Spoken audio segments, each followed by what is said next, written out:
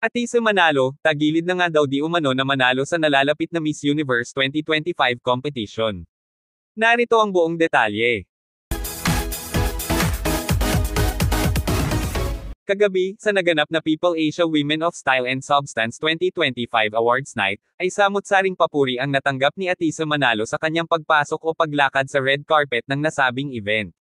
Ngunit, ay tila bang inulan rin si Atisa ng samot-saring pambabatikos mula sa netizens, at di umano'y, wala siyang gana at wag na daw tayo umasa na mananalo o masusungkit pa ni Atisa ang 5th Miss Universe crown para sa Pilipinas. Ayun nga sa iilang komento ng netizens, I love her, but her face always looks so matte. I hope they could make it glowy or shiny. I badly want her to win. Kung ganito lagi ang datingan niya sa Miss Universe, wag na umasa. Dapat ngayon pa lang, sanayin na niya lagi emote kapag may camera. Parang pagod lagi. Look at her gestures. Parang walang gana. She should learn from Emma. I hope she will work on this during the competition. Go Atisa. Give us a show. Alam naman natin, na puspusan ang training ni Atisa Manalo para sa Miss Universe. Kaya naman baka marahil, ay nag-reflect ito di umano sa kanyang red carpet walk.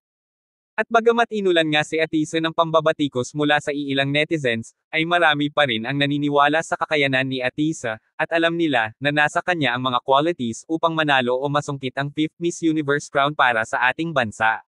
Kayo, anong masasabi nyo tungkol dito? Just comment down below.